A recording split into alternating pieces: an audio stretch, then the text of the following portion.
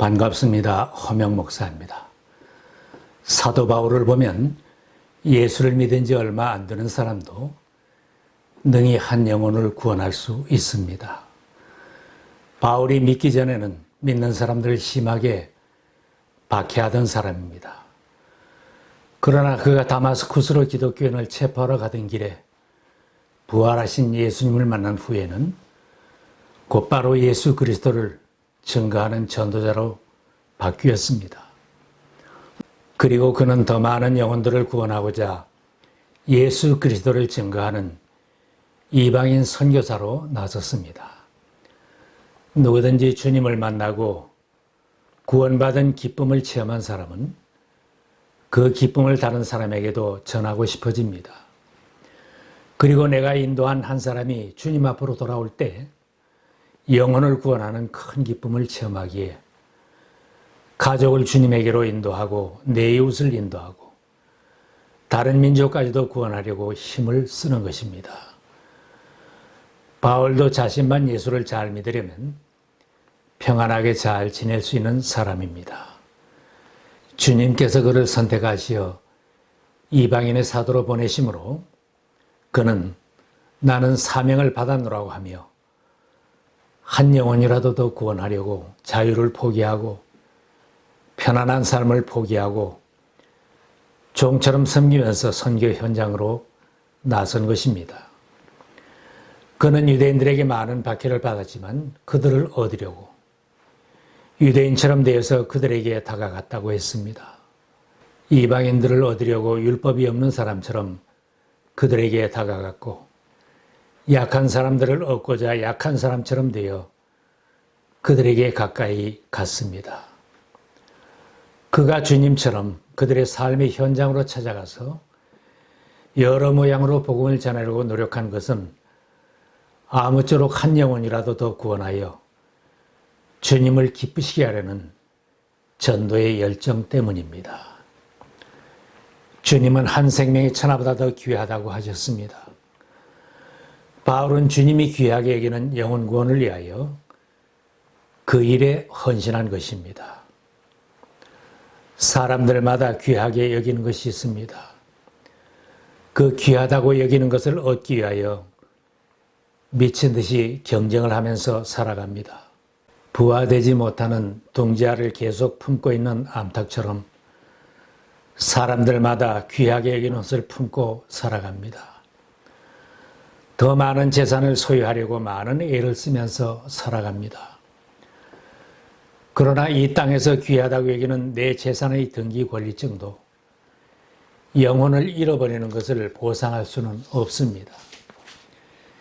예수님은 제자들을 깨우쳐 주셨습니다. 사람이 만일 천하를 얻고도 자기 목숨을 잃으면 무엇이 유익하리요? 우리는 천하보다 귀한 생명을 잃은 자가 되지 말아야 합니다. 주님은 제자들에게 자신의 영혼을 구원하고 다른 영혼을 구원하기 위하여 십자가를 지고 복음을 전하며 살라고 하셨습니다. 예수님 말씀처럼 천국과 지옥은 분명히 있기에 한 영혼이라도 잃은 자가 되지 말아야 합니다. 예수 그리스도를 구주로 영접한 신앙인들은 죽으면 천국으로 들어갑니다. 그러나 잃은 자들이 지옥으로 가는 것도 사실입니다. 지옥이라는 단어는 듣기 싫은 말이고 지옥에 대한 설교도 이 시대에는 더욱 꺼리는 것이 되었지만 만일 나의 사랑하는 사람이 지옥에 가 있다면 누가 그를 돌볼 수 있겠습니까? 예수님은 부자와 거지 비유를 들면서 지옥에 떨어진 영혼은 아무도 돌볼 수 없다고 하셨습니다. 생전에 호화롭게 살던 부자는 죽어서 지옥에서 고통을 받는데 부자의 대문 앞에서 던져주는 부스러기로 연명하던 거지 나사로는 죽어서 천사들에게 끌려 아브라함의 품에 안겼습니다. 부자가 지옥에서 고통을 당하다가 눈을 들어서 보니 멀리 아브라함이 보이고 그의 품에 나사로가 있었다. 나사로를 발견한 부자가 소리쳤습니다.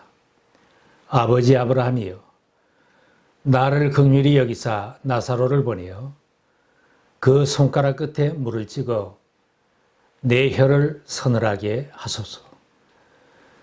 내가 이 불꽃 가운데서 괴로워하나이다. 그러나 돌아온 대답은 아무도 지옥에 있는 부자를 돌볼 수 없다는 것입니다. 너희와 우리 사이에 큰 구렁텅이가 놓여 있어 여기서 너희에게 건너가고자 하되 갈 수 없고 거기서 우리에게 건너올 수도 없게 하였느니라. 지옥에서 고통받는 부자는 세상의 형제들을 생각하며 기도했습니다. 내 형제 5이 있는데 제발 나사로를 보내어 그들에게 경고하여 그들만은 이 고통받는 곳에 오지 않게 하여 주십시오. 만일 죽은 사람 가운데서 누가 살아서 그들에게 가면 그들이 회개할 것이라고 하면서 간청했습니다.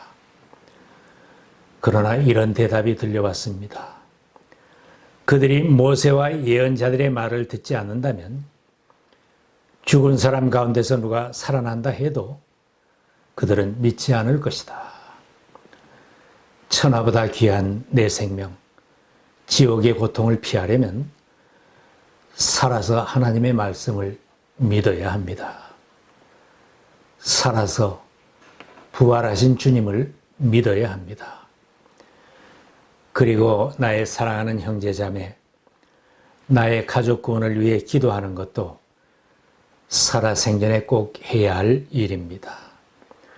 하나님의 소원은 세상 모든 사람들을 구원하는 것입니다. 예수님이 세상에 오신 것을 알면 하나님의 소원을 알 수 있습니다. 죄로 인하여 멸망할 모든 인생들을 살리기 위하여 하나님은 가장 사랑하시는 독생자 예수 그리스도를 세상에 보내주셨습니다. 하나님께서 세상을 이처럼 사랑하셔서 외아들을 주셨으니 이는 그를 믿는 사람마다 멸망하지 않고 영생을 얻게 하려는 것이다. 독생자를 십자가에 죽기까지 내주신 것은 세상 모든 영혼들을 사랑하시는 하나님의 사랑 때문입니다. 예수님은 하나님의 소원을 이루어드리려고 세상에 오신 분입니다. 하나님과 원수로 살다가 죄 가운데 죽어갈 인생들을 하나님과 화목하게 하고 하나님의 자녀로 살며 구원받게 하려고 오셨습니다. 예수님은 하나님의 소원을 이루어드리려고 그 사역을 완수하셨습니다. 사역 초기에 제자들과 함께 전도하러 가시면서 하신 말씀입니다. 가까운 여러 고을로 가자. 거기서도 내가 말씀을 선포해야 하겠다. 나는 이 일을 하러 왔다. 예수님은 여러 고을로 두루 다니시면서 천국이 가까웠다고 선포하셨습니다. 어부들을 제자로 부르실 때도 사람 낚는 어부가 되라고 전도하라는 사명을 주시면서 부르셨습니다. 두려워하지 말아라. 이제부터 너는 사람을 낚을 것이다. 주님은 한 영혼이 구원받을 때 하늘에서도 크게 기뻐한다고 깨우쳐 주셨습니다. 하늘에서는 회개할 필요가 없는 의인 99보다 회개하는 죄인 한 사람을 두고 더 기뻐할 것이다. 한 영혼이 구원받을 때 하나님도 기뻐하고 천사들도 기뻐하고 먼저 천국에 들어간 성도들도 함께 기뻐할 것입니다. 주님은 영혼 구원을 위하여 12제자에게 모든 귀신을 제어하고 병을 고치는 권능을 주시어 하나님 나라를 선포하고 병든 사람을 고쳐주라고 현장으로 파송하셨습니다. 파송된 제자들은 처음이지만 선교 사명을 능히 감당하였습니다. 제자들은 나가서 여러 마을을 두루 다니면서 곳곳에서 복음을 전하며 병을 고쳤다. 또한 전도를 위하여 70명을 둘씩 각 동네 각 지역으로 보내시면서 거기에 있는 병자들을 고쳐주며 하나님 나라가 너희에게 가까이 왔다고 전하라고 파송하셨습니다. 주님의 관심사는 오직 영혼을 구원하는 것입니다. 부활하신 주님은 제자들에게 영혼권의 중요성을 재확인하며 사명을 주셨습니다. 너희는 온 세상에 나가서 만민에게 복음을 전파하여라. 예수님은 우리들에게 영혼을 구원하며 생명을 살리는 제자로 살아서 하나님의 소원을 이루며 살라는 큰 명령을 남기고 승천하셨습니다. 사도 베드로도 하나님의 소원이 모든 영혼이 구원받는 것임을 말씀합니다. 하나님께서는 아무도 멸망하지 않고 모두 회개하는 데에 이르기를 바라십니다. 바울도 하나님의 소원을 분명히 알려주고 있습니다. 하나님께서는 모든 사람이 다 구원을 얻고 진리를 알게 되기를 원하십니다. 세상에 있는 모든 사람이 하나도 빠지지 않고 다 구원받는 것이 하나님 아버지의 소원입니다. 먼저 구원받은 우리들이 영혼을 구원하며 생명을 살리는 하나님의 소원을 이루어드리는 사명자로 살아야 합니다. 내 사랑하는 사람이 지옥에 간다면 누가 그를 돌볼 수 있겠는가 생각해 보아야 합니다. 아직도 돌아오지 않은 내 아내, 내 남편, 내 자녀들, 나의 사랑하는 형제들과 이웃들을 누가 인도해 줄 것인가? 다른 누구에게 맡기고 안심할 수 있겠습니까? 내가 사랑하는 이의 구원을 위해 복음을 전하고 나의 사랑하는 이들이 돌아오기를 내 생전에 기도해야 할 것입니다. 세월이 너무 빠르게 지나가기에 오늘이 한 생명을 살리는 날이 되어야 합니다. 금년도 새해가 시작되었는데 벌써 많은 날들이 이미 지나갔습니다. 복음을 전하고 생명을 구해야 할 많은 기회를 놓친 것입니다. 주님이 오실 날도 한 해가 더 가까워졌습니다. 주님이 오실 징조도 점점 더 많아지고 있으므로 우리가 복음을 전하고 생명을 구원할 시간과 기회도 점점 줄어들고 있는 것입니다. 예수님은 금년이 다 가기 전에 다시 오실지도 모르는 것이기에 오늘을 한 영혼을 살리는 생애의 최고의 날이 되게 해야 마땅합니다. 바울 사도는 늘 감격 속에 복음을 전하면서 고백하였습니다. 내가 복음을 전할지라도 자랑할 것이 없음은 내가 부득불할 일임이라. 만일 복음을 전하지 아니하면 내게 화가 있을 것이로다.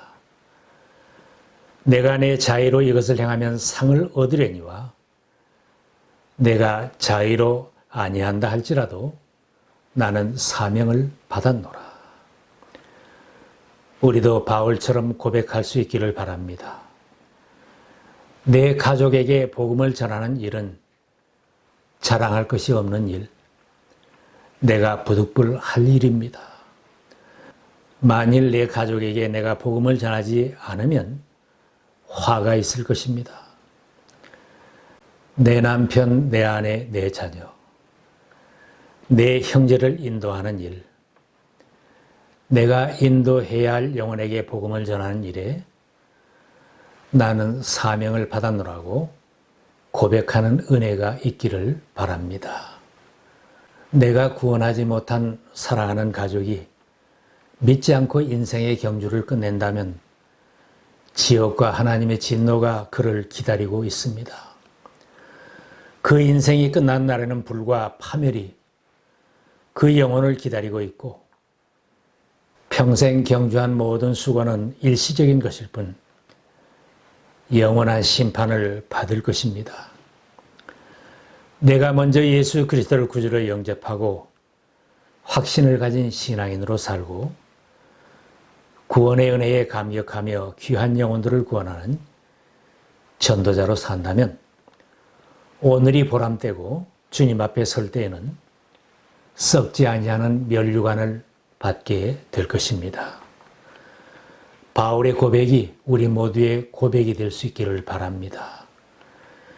나는 선한 싸움을 싸우고 달려갈 길을 마치고 믿음을 지켰습니다. 이제는 나를 위하여 의의 면류관이 예비되어 있으므로 의로운 재판장이신 주님께서 그날에 그것을 나에게 주실 것이며 나에게만이 아니라 주님께서 나타나시기를 사모하는 모든 사람에게도 주실 것입니다.